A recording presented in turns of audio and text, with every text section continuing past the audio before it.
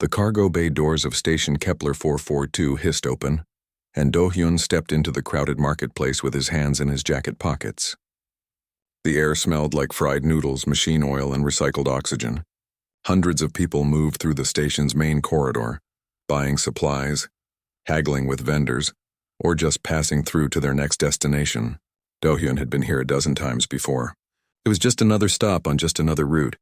He needed fuel cells and protein packs. Nothing special. His ship, the Morning Star, was docked in Bay 17, and he wanted to be gone within 2 hours. Less time on stations meant less time dealing with people, and that suited him fine. He had been flying solo for 3 years now, ever since his brother died in a mining accident. Alone was simpler. Alone was safer. The market stretched out before him like a metal tunnel filled with light and noise. Vendors shouted about their deals. Children ran between the stalls. Security drones floated overhead, their red sensors scanning the crowd for trouble. Do-hyun walked past a food stall selling something that claimed to be real beef, though he doubted it. Everything out here in the colonies was synthetic or grown in tanks. That was when he saw her. She moved through the crowd like water through rocks, quick and fluid. Her skin had a strange pale glow to it, almost luminescent under the station lights. Her eyes were too large, too dark, taking up more of her face than human eyes should. She wore a dirty gray cloak that covered most of her body, but Do-hyun caught glimpses of thin arms and delicate fingers. An alien. He had seen a few before, but never this close. She was looking behind her, fear clear on her face even though her features were different from human ones. 3 security drones were moving through the crowd in her direction, their sensors sweeping back and forth. Do-hyun started to turn away.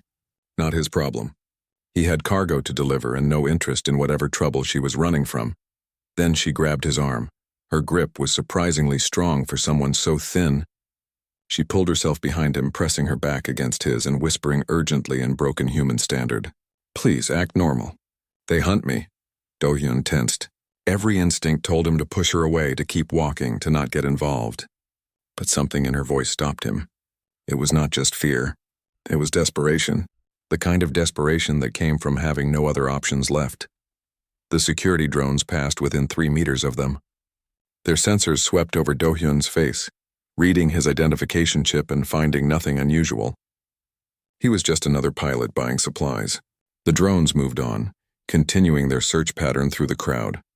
The girl stayed pressed against his back for another 30 seconds, then slowly let go. Do-hyun turned to look at her properly. She was shorter than him by a full head, and now that he could see her clearly, he noticed other things. Burns on her arms, partially healed. Scars along her neck. She had been hurt and recently. "Thank you," she whispered. Her voice was soft, musical in a way human voices were not. "I am Narai. You saved me." "I did not do anything," Do-hyun said. He kept his voice low. People were starting to stare at them. Aliens were not common on stations this far out, and a human talking to one drew attention. "You need to leave. Go somewhere else." "Nowhere is safe," Narai said. Her large dark eyes looked up at him and he felt something strange.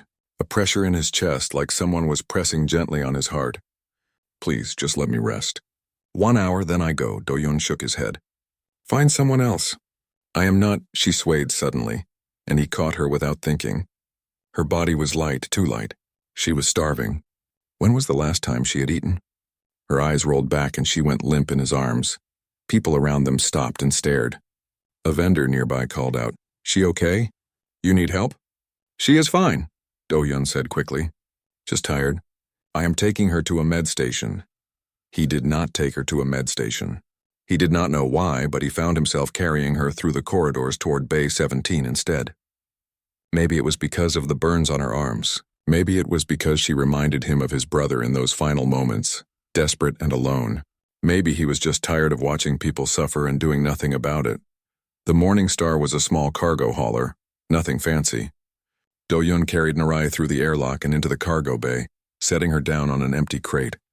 She was breathing, but barely. Up close, he could see more details. Her skin had a faint pattern to it, like scales but smoother. Her hair was white, almost silver, and fell in strange waves that did not quite move like human hair. He grabbed a medical kit from the wall and checked her vital signs with a scanner. The device beeped in confusion, unable to get a clear reading. She was too different from human biology. but her breathing was steady and her pulse seemed strong enough. She just needed rest and food. Do-hyun sat back and rubbed his face with both hands. What was he doing? He should have left her in the market. He should have minded his own business. Now he had an unconscious alien in his cargo bay, and security was probably looking for her. As if on cue, his communication panel beeped. A message flashed across the screen. Station-wide alert. Escaped xenobiological specimen. Reward for capture and return to Apex Corporation. 50,000 credits, 50,000 credits. That was 6 months of work for him. Maybe more. With that kind of money, he could upgrade his ship, buy better routes, maybe even take a break for once. He looked down at Narai. She was curled up on the crate now, her body tucked into a small ball. Even unconscious, she looked afraid. Do-hyun stood up and walked to the control panel. He began the launch sequence. The station control would ask questions, but he had clearance to leave. They could not stop him without cause, and he had done nothing wrong. Yet, the engines hummed to life beneath his feet. Narai stirred slightly but did not wake. Do-hyun strapped himself into the pilot seat and guided the Morning Star out of the docking bay. The station fell away behind them, becoming just another point of light in the endless dark. He had made his choice. He just hoped it was not one he would regret. Nare woke up 6 hours into the journey. Do-hyun heard her moving in the cargo bay and came down from the cockpit to find her sitting up, looking around with wide, frightened eyes. When she saw him, she immediately shifted position, moving so that a large storage crate was between them. She watched him from behind it like a small animal hiding from a predator. "You are on my ship," Do-hyun said, keeping his distance. "We left the station. You passed out. You took me?" Her voice was confused, cautious. Why, it was a good question. Do-hyun was not entirely sure of the answer himself. "You needed help, I helped. That is all." Narai slowly stood up, still keeping the crate between them. She moved differently than humans, more graceful but also more careful. Like every movement was calculated. The station will have sent alerts. They are looking for me. "I know," Do-hyun said. "I saw the message. 50,000 credits for your return to Apex Corporation. They called you an escaped specimen." Something changed in Narai's expression. Pain flashed across her face. "Specimen, yes, that is what they call us. Us? The Veluna. My people." She touched her chest lightly. "We are from a world that no longer exists. 3 years ago, our sun collapsed. We did not have the technology to save everyone. Only a few thousand escaped before the end." Do-hyun felt a chill run through him.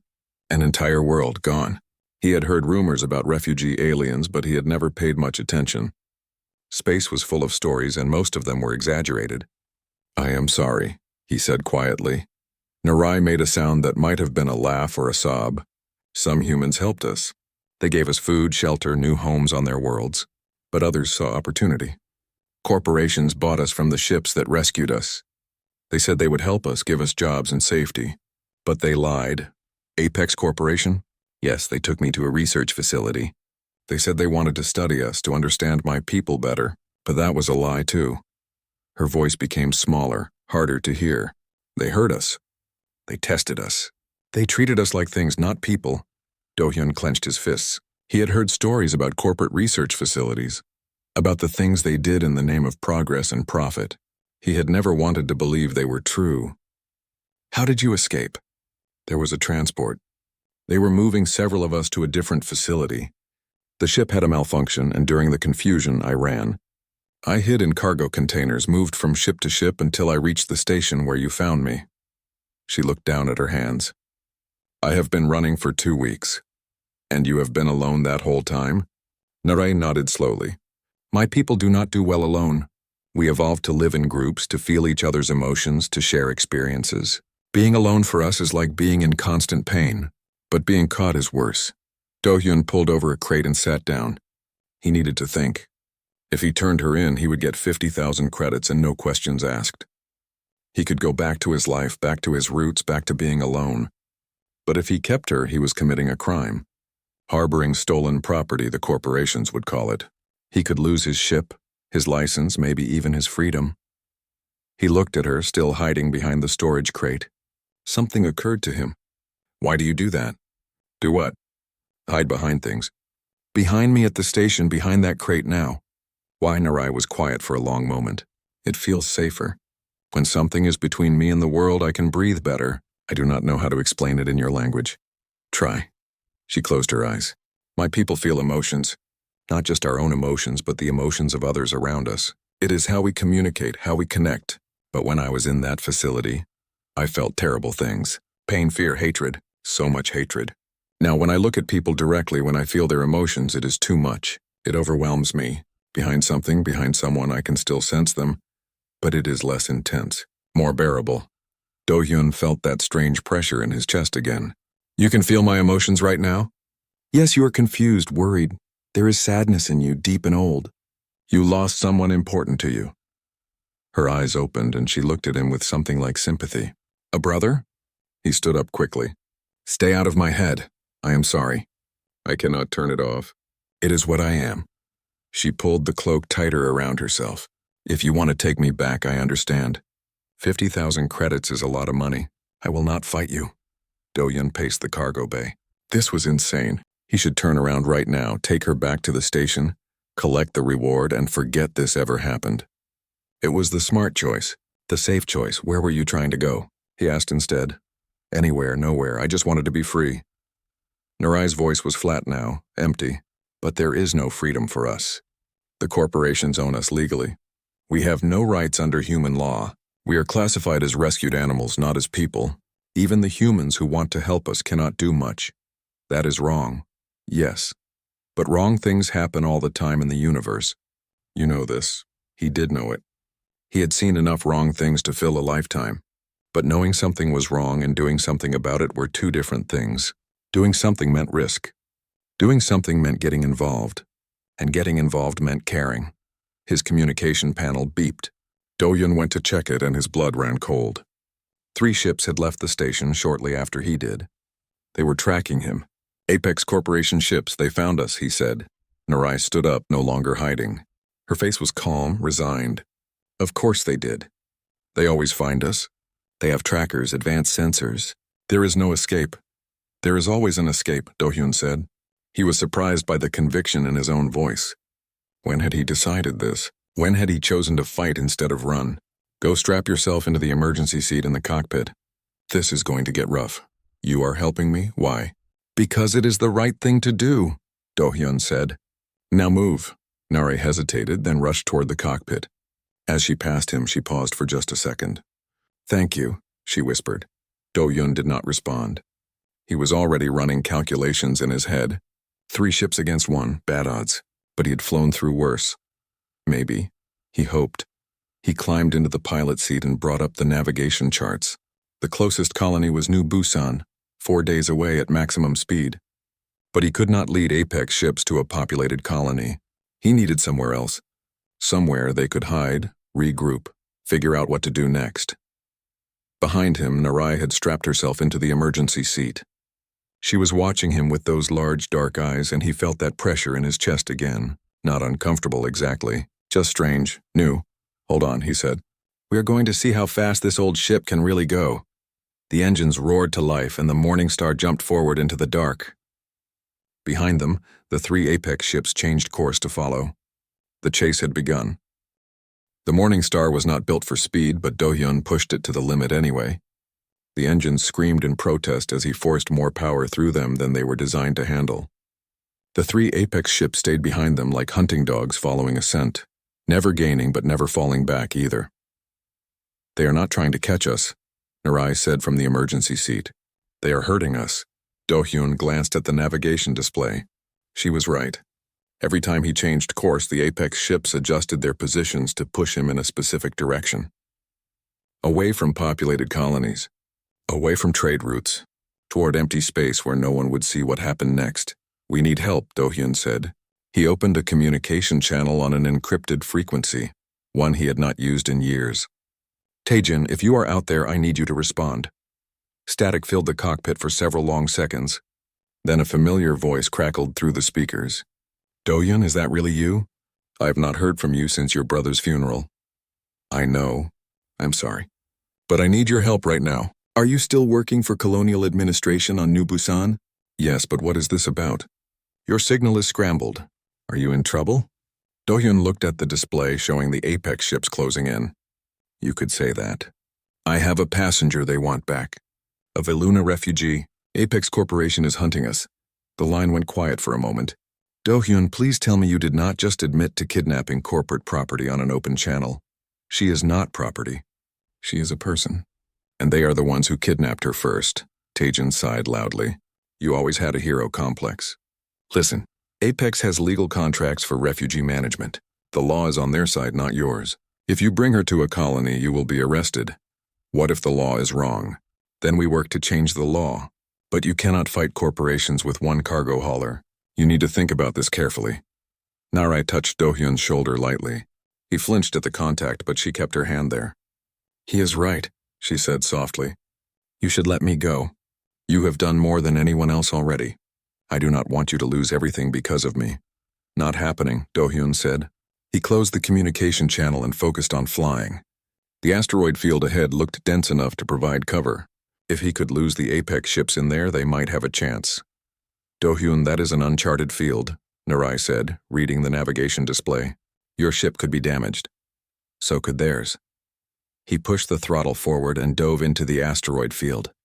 Space rocks surrounded them immediately, tumbling through the void in chaotic patterns. Dohyun's hands moved across the controls with practiced precision, weaving between asteroids the size of buildings. The morning star shook each time they passed too close to one, proximity alarms screaming warnings. Behind them, the 3 Apex ships followed. They were newer, faster, with better shields, but they were also bigger, less maneuverable. Dohyun used every trick he knew, threading through gaps barely wide enough for his ship to fit. On your left, Narai said suddenly. What? Turn left now. Dohyun did not question it. He yanked the controls left and a massive asteroid tumbled through the space where they would have been a second earlier. How did you know that was coming? I felt their intention. The Apex pilots. They were planning to drive you into it. Narai closed her eyes, concentrating. I can sense their emotions, feel what they are going to do before they do it. Their fear, their determination. It gives me impressions of their thoughts. Can you keep doing that? I will try. For the next 20 minutes, they flew through the asteroid field with Narai calling out warnings whenever the Apex ships tried to corner them.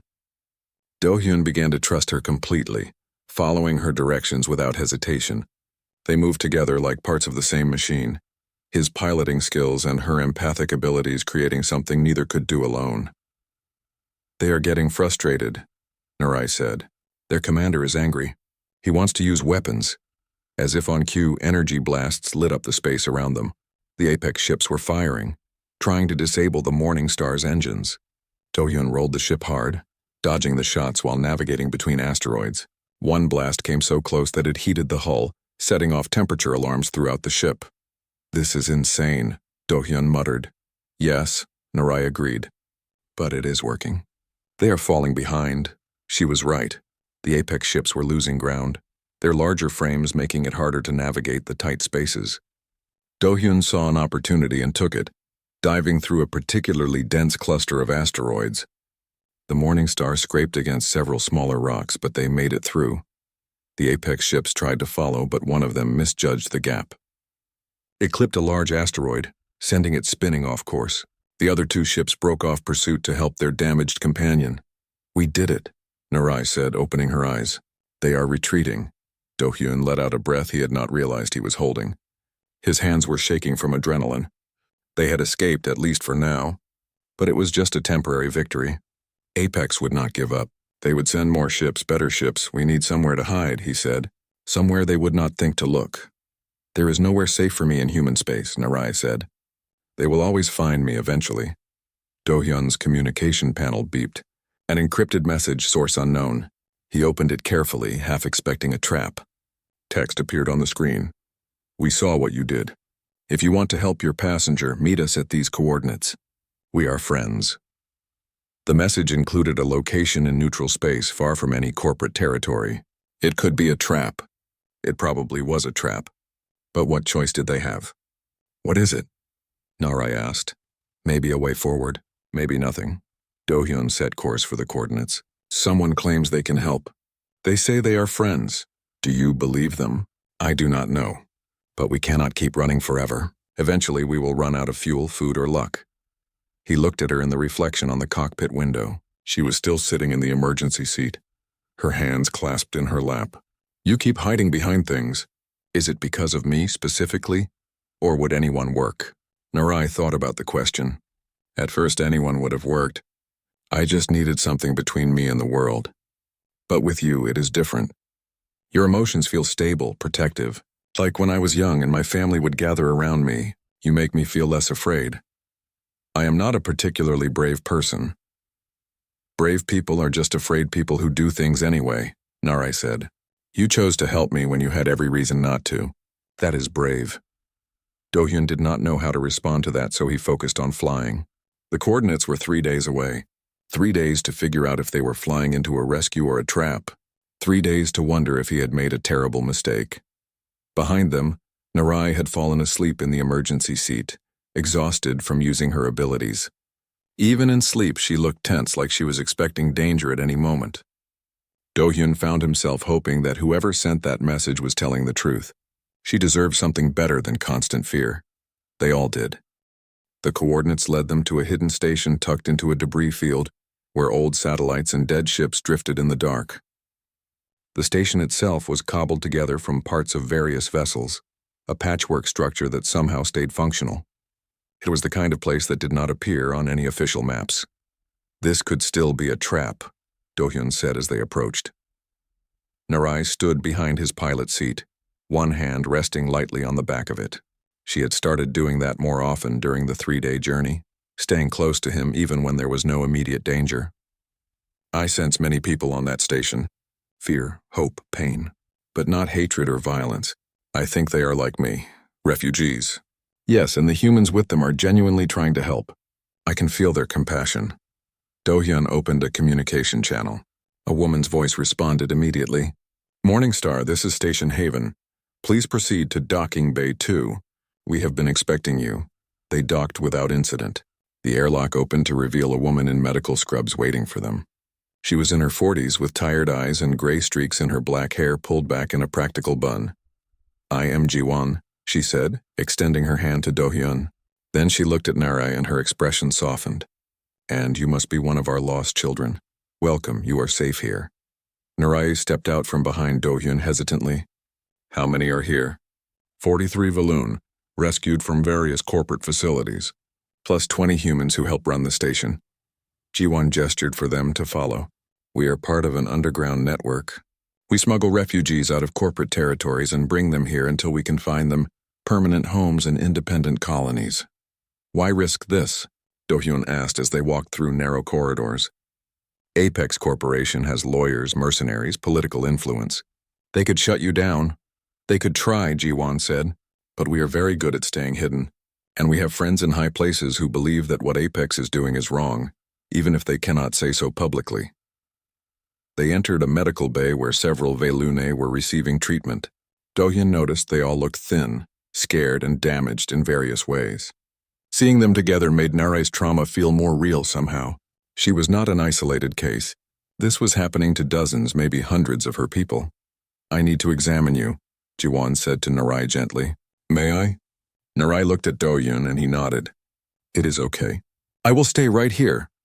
Ji-won used medical scanners on Narai while asking her questions about her captivity, how long she had been held, what treatments she had received, what they had done to her.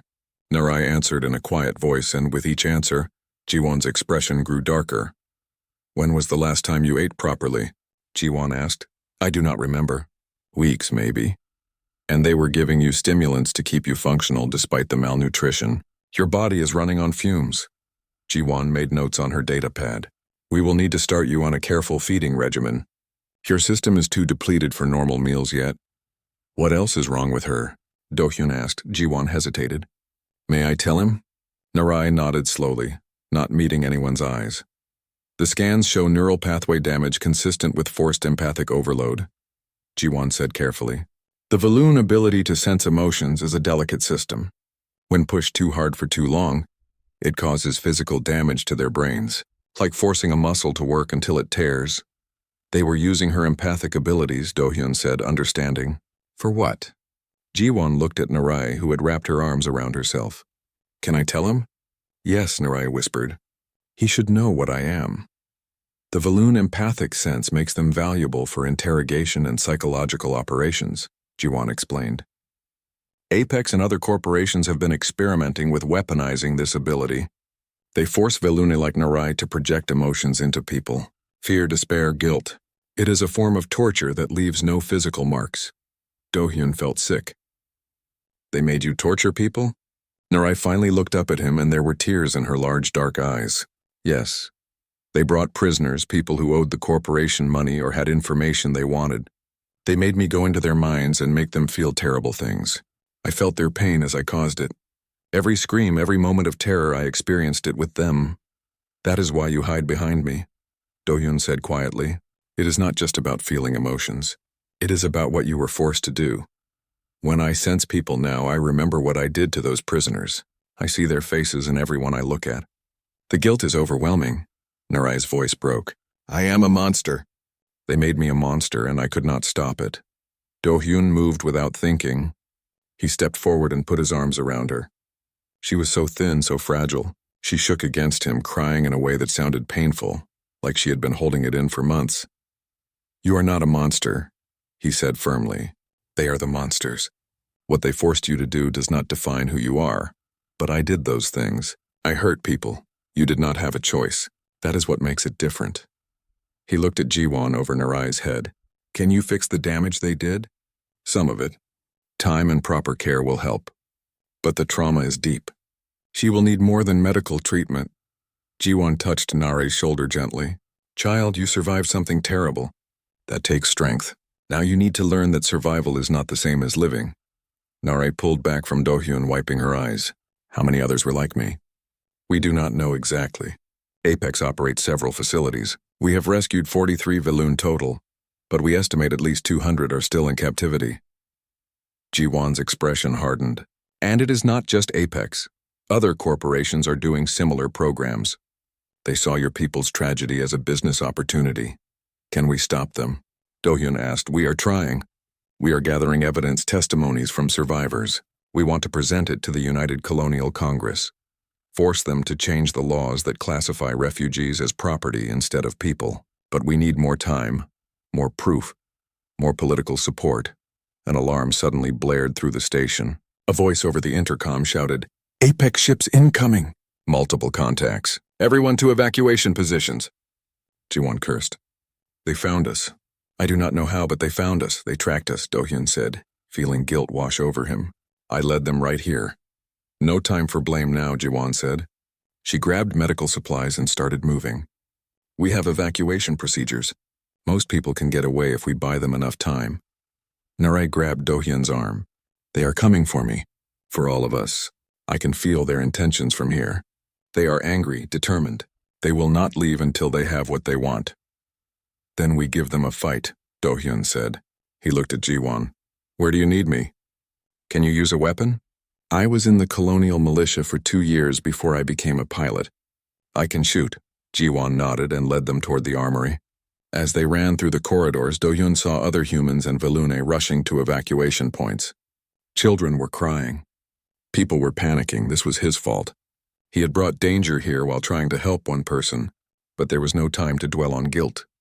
There was only time to act. They reached the armory and Jiwon pressed a rifle into his hands. The docking bays are our weak points. If you can hold them there for 20 minutes, everyone else can escape. I will hold them as long as I can. Narai touched his arm again. Let me help. No, you are hurt, exhausted, traumatized. You need to evacuate with the others. I can fight. I can use my abilities to confuse them, make them hesitate. After what they did to you? Do-hyun shook his head. I will not ask you to do that. You are not asking, Narai said. Her voice was stronger now, filled with determination he had not heard before. I am choosing. They made me hurt innocent people. Now I can use the same ability to protect innocent people. That means something. Do-hyun looked into her eyes and saw the truth there. She needed this. Not revenge, but purpose, a chance to reclaim what had been taken from her. Okay, he said, but you stay behind me. That is not negotiable. The docking bay was a large open space with metal walls and exposed pipes running across the ceiling. Do-hyun took position behind a stack of cargo containers near the main airlock, rifle ready. Narai crouched behind him, exactly where she preferred to be. He could feel her presence at his back, steady and calm despite the danger approaching. Taejin arrived a minute later with 3 other humans, all armed. Jiwon called me for help, he explained breathlessly. I brought everyone I could trust from the colonial militia. We are with you. 4 of us against how many? Do-hyun asked. The scans show 2 Apex assault ships. That means at least 20 soldiers, probably more. Taejin checked his weapon. Not great odds. We do not need to win. We just need to buy time. The airlock hissed as it began to open. Do-hyun tightened his grip on the rifle. Behind him, Narai placed one hand on his back. He felt that strange pressure in his chest again, but this time it was different. Stronger. Focused. I am connecting us, Narai whispered, sharing my awareness. You will feel what I feel. Trust it. The airlock doors opened fully and Apex soldiers poured through in black armor with corporate logos on their shoulders. They moved in formation, professional and coordinated. These were not security guards. These were trained soldiers. The lead soldier raised a speaker. This is Commander Han of Apex Corporation Security. You are harboring stolen property. Surrender the Velun refugees immediately and no one will be harmed. These people are not property, Do-hyun shouted back. They are refugees seeking safety. Under colonial law, all rescued Velun are classified as corporate assets pending proper documentation. You are committing theft and harboring illegal aliens. This is your final warning. Do-hyun did not answer. He just aimed his rifle and fired at the lead soldier's feet, sending sparks flying. The message was clear. Hostile actions confirmed, Commander Han said calmly. Engage with non-lethal force if possible. Retrieve the assets undamaged. The Apex soldiers spread out, moving to flank their position. Do-hyun fired controlled bursts, forcing them to take cover. Beside him, Taejin and the others did the same. But they were outnumbered and outgunned. Then Narai did something extraordinary. Do-hyun felt a wave of sensation wash over him through their connection. Suddenly he could sense the emotions of every soldier in the docking bay, their confidence, their training, their suppressed doubts about following orders to capture refugees. Narai was sharing her empathic awareness with him, letting him feel what she felt. The one on the left is afraid, Narai whispered. He lost someone to corporate negligence. He has doubts. Do-hyun did not know how to use that information at first. Then Narai projected something through him, using him as an anchor point. The doubtful soldier suddenly hesitated, his weapon lowering slightly. Do-hyun could feel what Narai was doing. She was amplifying the soldier's own doubts, not forcing new emotions but making him feel his own conscience more strongly. The soldier stepped back, no longer advancing. The commander is angry, Narai continued, her voice strained with effort. But underneath his pride, he believes he is doing right. I cannot reach him. Another soldier moved forward and Narai shifted her focus. This one felt guilty about something unrelated, some past mistake that haunted him. Narai touched that guilt, made it bloom in his mind, and he froze in place, unable to advance while wrestling with his own conscience. It hurts her, Taejin said, noticing how Narai was shaking. She cannot keep this up. I know, Do-hyun said. Just a few more minutes. But the Apex soldiers adapted quickly. Commander Han realized something was affecting his troops and ordered them to focus fire on the cargo containers. Energy blasts tore through their cover, heating the metal to dangerous temperatures. Do-hyun and the others were forced to fall back. Northwest corridor is clear. Jiwon's voice came through on Do-hyun's communicator. Most refugees are away. Just need 5 more minutes, 5 minutes. It might as well have been 5 hours. An explosion rocked the docking bay as Apex soldiers breached through a side door. Now they were surrounded on 2 sides. Taejin took a hit to his shoulder and went down, cursing. One of the other militia members dragged him behind better cover. Narai gasped behind Do-hyun. Too many. I cannot affect them all. They are overwhelming me. Then stop, Do-hyun said. You have done enough. Not enough. Never enough. But her voice was weakening. Commander Han's voice echoed through the bay. Give up the Velun and we will let the humans live. You have fought well, but this is over. Do-hyun knew he was right. They had bought time, but not enough. A few more refugees would escape, but many would be recaptured, and Narai would be taken back to that facility, back to being used as a weapon against innocent people. He could not let that happen. I am going out there, Do-hyun said. That is suicide, Taejin shouted. It is a distraction. While they are focused on me, you get Narai to the Morning Star. Get her out of here. Do-hyun, no. Narai grabbed his arm. I will not let you sacrifice yourself for me. He turned to look at her properly for the first time in days. Her large dark eyes were filled with fear, but not for herself. For him, she was terrified of losing him. Someone has to stand up to them, Do-hyun said quietly. Someone has to say that this is wrong, that people matter more than profit. If I do not do it now, when will I? Then I stand with you, not behind you. With you. Before Do-hyun could argue, she stepped out from behind him and walked toward the center of the docking bay. He rushed after her, unable to let her face the Apex soldiers alone. They stood together in the open as Commander Han approached with his weapon raised. Surrender now, he said. No, Narai said. Her voice was clear and strong. I am not property. None of us are. We are people who lost everything, and you tried to take what little we had left. Our dignity, our freedom, our right to exist without being used. This is not a debate, Commander Han said. You are coming with us. Then you will have to kill me first, Narai said. Because I will never go back to that facility willingly. Something changed in the commander's expression. Uncertainty flickered across his face. Behind him, several soldiers shifted uncomfortably. Narai was not using her abilities to manipulate them. She was just speaking the truth, and sometimes the truth was enough to make people question what they were doing. But it was not enough to make them stop. Commander Han raised his weapon, aiming at Narai. Last warning. Do-hyun stepped between them without thinking. You want her? Go through me first, Do-hyun, no. Narai whispered behind him, but he did not move. This was it. This was the moment where he chose what kind of person he was going to be. Not someone who ran from trouble. Not someone who let bad things happen because getting involved was dangerous. He was someone who stood between danger and those who could not protect themselves, even if it cost him everything. Commander Han's finger tightened on the trigger. Do-hyun closed his eyes, hoping that he had bought enough time, hoping that Narai would run, hoping that his choice mattered.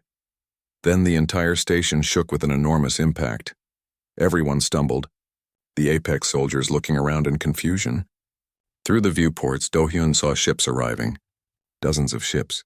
Some were cargo haulers like his. Others were small militia vessels. A few were civilian transports. What is happening? Commander Han demanded. A transmission blasted through every speaker in the station. It was Ji-won's voice. This is Dr. Ji-won of Station Haven to all incoming vessels. Thank you for responding to our distress call. We have Apex Corporation soldiers attempting to forcibly capture refugee populations in violation of basic sentient rights. Do-hyun understood. While they had been fighting, Ji-won had sent out a call for help on all frequencies, and people had answered. Regular people who had seen what was happening and decided they would not stand by and let it continue. Commander Han's communicator crackled. His superior was ordering him to stand down. Too many witnesses. Too much attention. This had gone from a quiet operation to a public incident. The commander lowered his weapon slowly, his face twisted with fury. This is not over, he said. We will be back with proper authorization. Legal warrants. You cannot hide from the law forever. Maybe not, Do-hyun said. But today we do not have to. The Apex soldiers retreated to their ships and departed. The crisis was over, at least for now. As the adrenaline faded, Do-hyun's legs gave out and he sat down hard on the deck. Narai knelt beside him immediately. You were going to die for me, she said. Yes. Why? He looked at her. At this fragile alien person who had been through so much suffering and still found the strength to fight back. Because it was the right thing to do, he said simply. Because someone had to. Narai put her arms around him and held on tight. Behind them, the humans and Valoon refugees began to emerge from their hiding places, celebrating their survival. But Do-hyun knew this was just one battle. The war was far from over. Station Haven was damaged but still functional after the confrontation with Apex. Over the following weeks, more refugees arrived, brought by sympathetic humans who had heard about their stand. The station expanded, growing from a hidden refuge into something like a small community. Narai spent most of her time in the medical wing with Ji-won, slowly recovering from the malnutrition and neural damage. Do-hyun stayed too. He told himself it was just until his ship was repaired, until he figured out his next cargo run until things settled down. But the truth was simpler. He stayed because leaving felt wrong now. For 3 years after his brother's death, he had been running from connection, from responsibility, from caring about anything beyond his next paycheck. Now he had found something worth staying for. He watched Narai change over those weeks. She started eating regular meals and color returned to her luminescent skin. She began spending time with other Valoon refugees, sharing their language and customs, rebuilding pieces of the culture they had lost when their world died. But the most significant change was subtle. One morning, Do-hyun was working on repairs in the cargo bay when Narai approached him. She did not hide behind anything. She just walked up and stood beside him, looking at the damaged panel he was fixing. "You are not behind me," he observed. "No," she said. "I am beside you." "There is a difference. When did that change?" "I'm not sure exactly. Gradually, I think. The nightmares are less frequent. When I sense emotions now, I do not always see the faces of people I hurt. Sometimes I just feel what is actually there." She handed him a tool he needed. "Jiwon says I am healing. Not just my body, but the deeper wounds, and that is good. It is because of you, and Jiwon, and Taejin, and everyone here who showed me that not all humans want to use me. Some just want to help." She paused. "My people have a belief. We think that healing is not something you do alone. It is something others give you by seeing your pain and staying anyway." Before Do-hyun could respond, Taejin entered the cargo bay with a serious expression. His shoulder was bandaged but healing. "We have visitors. Important ones." They followed him to the command center where Jiwon was meeting with 3 people Do-hyun did not recognize. 2 humans and 1 member of a species he had never seen before, with blue crystalline skin that caught the light in strange ways. "This is Mirai and Kyung from the Frontier Coalition," Jiwon introduced the humans, "and Ambassador Thel of the Krina Union. They want to talk about taking action against the corporate refugee programs." Mirai was a woman in her 50s with sharp eyes and the bearing of someone used to authority. "We have been investigating Apex and similar corporations for months. We know they are exploiting Valoon refugees, but proving it in a way that will hold up legally has been difficult. Corporate lawyers are very good at hiding crimes behind paperwork." "What changed?" Do-hyun asked. "You did," Kyung said. He was younger, maybe 30, with the intensity of someone who believed deeply in his cause. "Your stand here was broadcast across multiple systems. People saw armed soldiers trying to capture refugees. They saw civilians standing up to protect them. Public opinion is shifting." Ambassador Thel spoke in a melodic voice that sounded like wind chimes. "My people have been watching humanity's treatment of refugees with concern. The Krina Union experienced similar tragedies in our history. We know the importance of how a species treats those who have lost everything. It defines what they truly are." "What are you proposing?" Jiwon asked. "We want to bring evidence before the United Colonial Congress," Mirai explained. "Force them to change the laws that classify sentient refugees as property." "But we need more than just documentation. We need testimonies. We need faces and voices that people cannot ignore." She looked directly at Narai. "You want me to testify?" Narai said quietly. "To talk about what happened to me?" "Yes, and we know what we are asking. You would have to relive your trauma in front of politicians, media, the entire human population. It would be extremely difficult." Narai was silent for a long moment. Do-hyun could see her struggle, the fear and doubt warring with something else. "Hope, maybe. A purpose. I will do it," she finally said. "But I cannot do it alone. Others must testify too. If it is just me, they can dismiss it as one isolated case. We need to show that this is happening to many of us." "We have other refugees willing to speak," Kyung said. "Not many, but enough. The question is whether we can protect them. Apex has already proven they will use force to reclaim their assets." "Then we need to move carefully," Taejin said. "Gather the evidence quietly. Prepare the testimonies.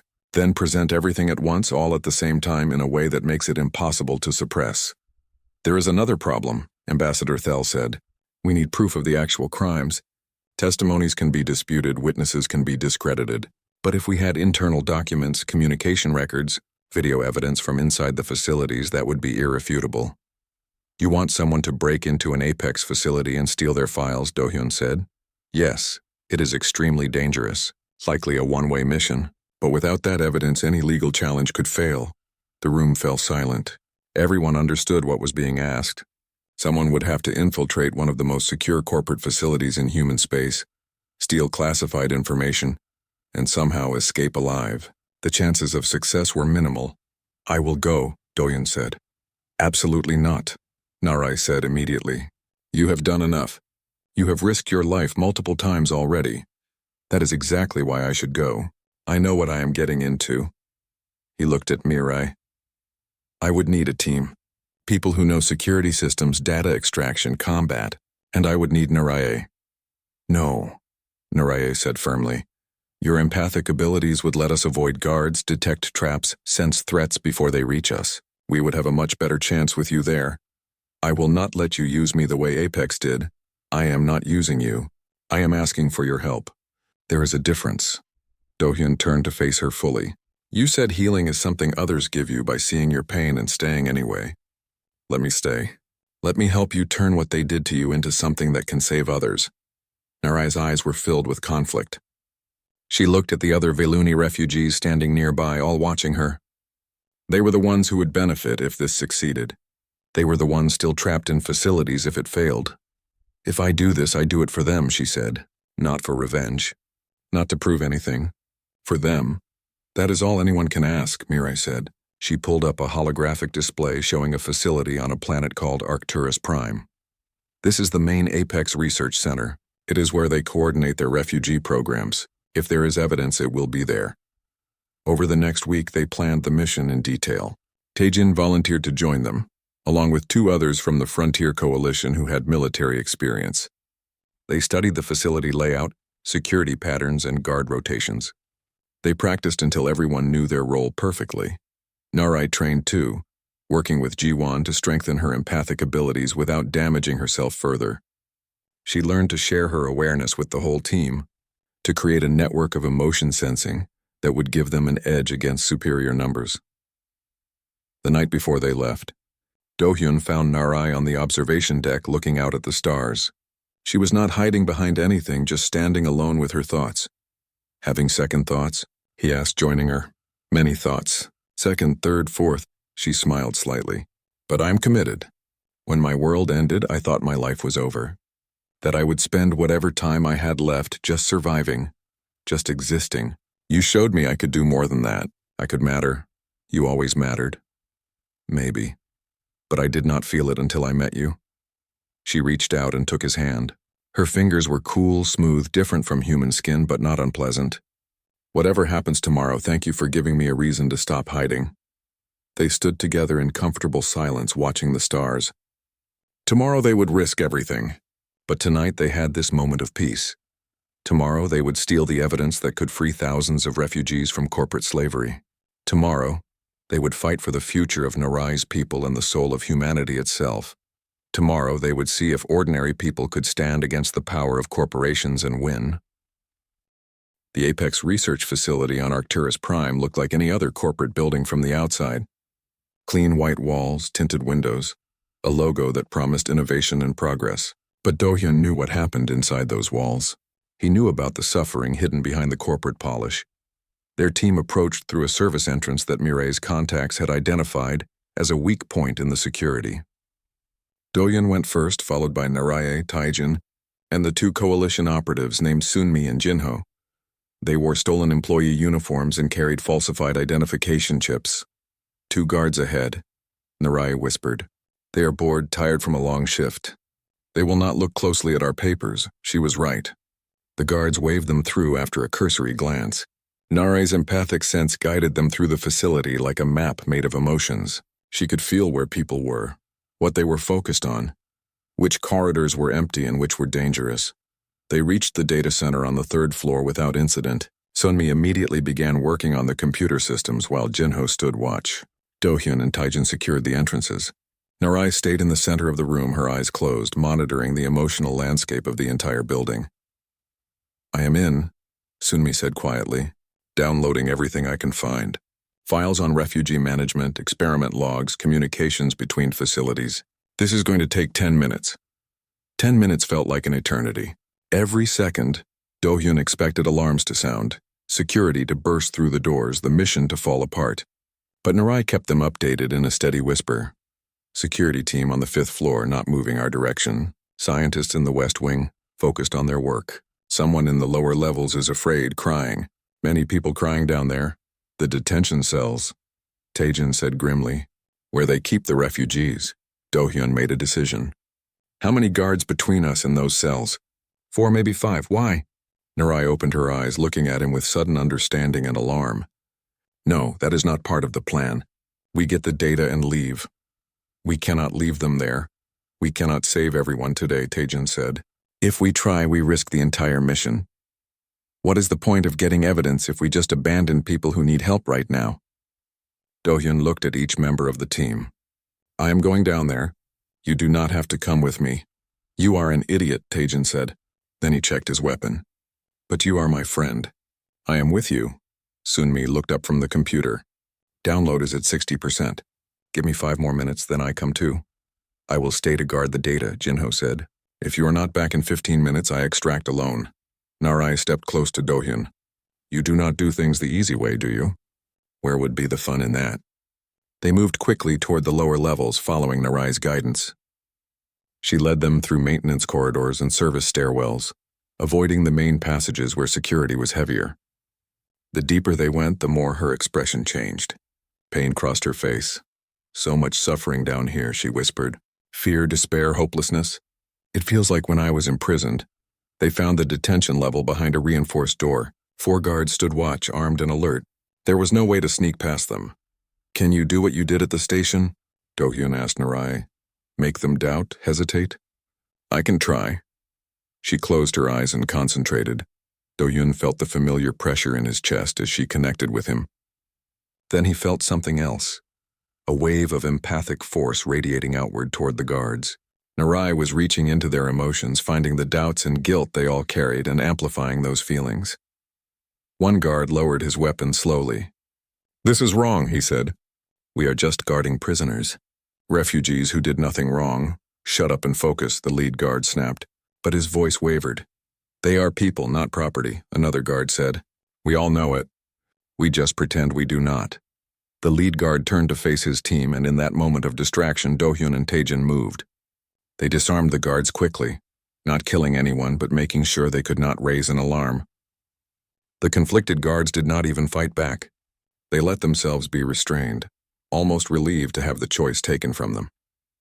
Do-hyun opened the detention cells. Inside were 20 Valoon, all thin and frightened like Narai had been. When they saw her, several began crying. They recognized what she was, recognized the signs of someone who had survived the same treatment. We are getting you out, Narai told them in their own language. Do-hyun did not understand the words, but he understood the emotion behind them. Hope. Getting 20 refugees through a secure facility was nearly impossible. But Narai coordinated them with her empathic abilities, creating a network of shared awareness. Every Valoon could feel where the others were, could sense danger approaching, could move as one coordinated group. They made it back to the data center just as Sunmi finished the download. Got everything, she said, holding up a small data drive. Every crime they committed is on here. Now we just have to get out, Jinho said. But alarms were blaring now. Someone had discovered the freed refugees. The facility was going into lockdown. We are trapped, Taejin said, checking his tactical display. They are sealing all exits. They retreated to a large cargo bay, barricading the entrance. Outside, they could hear security forces gathering. Through the windows, Do-hyun saw transport ships being moved into position. Apex was not taking chances this time. They were deploying overwhelming force. Commander Han's voice came through the facility speakers. You have stolen corporate property and freed valuable research subjects. This is your final chance to surrender. Return the refugees and the data and you will be treated leniently. Do-hyun looked at the frightened Valuna refugees, at Narai standing protectively in front of them, at his team ready to fight despite impossible odds. This was it. This was the moment where they either succeeded or failed completely. We need to broadcast, he said suddenly. Right now. Show people what is happening here. Sunmi understood immediately. She pulled out a portable transmitter and began working. I can tap into the facility's communication array. Broadcast to every system in this sector. But it will take a few minutes to break their encryption. We do not have minutes, Taejin said as weapons fire began hitting their barricade. Then we buy time, Do-hyun said. He opened a communication channel to Commander Han. "You want to talk? Let us talk. Broadcast our conversation to your corporate headquarters. Let them hear what we have to say." There was a pause. Then Han responded, "Fine. You have 5 minutes to state your case before we breach your position." Sunmi made a subtle gesture. The signal was now broadcasting everywhere. Do-hyun took a breath and spoke, not to Commander Han, but to everyone who might be listening. "My name is Do-hyun. I am a cargo pilot, nobody important. A few weeks ago, I met a Valoon refugee named Narai. She was starving, terrified, running from people who treated her like property. I helped her because it was the right thing to do." He gestured to Narai, who stepped forward.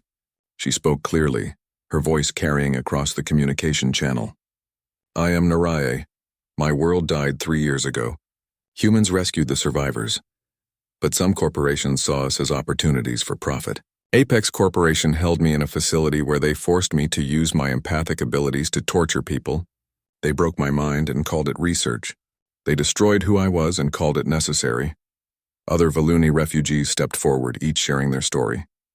Stories of abuse, experimentation, dehumanization. Stories that made Do-hyun's blood boil with anger at what his species had allowed to happen. "We have evidence of all of this," Do-hyun continued, holding up the data drive. "Documents, communications, video recordings. Proof that major corporations have been committing crimes against sentient beings and hiding behind legal loopholes that classify refugees as property instead of people. That evidence was obtained illegally," Commander Han said. "It is inadmissible in any court." "Maybe, but the court of public opinion does not care about technicalities. People are watching right now. They are seeing refugees who were tortured, starved, and enslaved. They are seeing armed soldiers trying to recapture victims. They are seeing what humanity has become when we let profit matter more than compassion." Sunmi touched his arm. "The broadcast is going viral. Millions of people are watching across dozens of systems. The Colonial Congress communication channels are overloading with demands for action." Through the windows, Do-hyun saw something unexpected. The transport ships were pulling back. The security forces stopped advancing.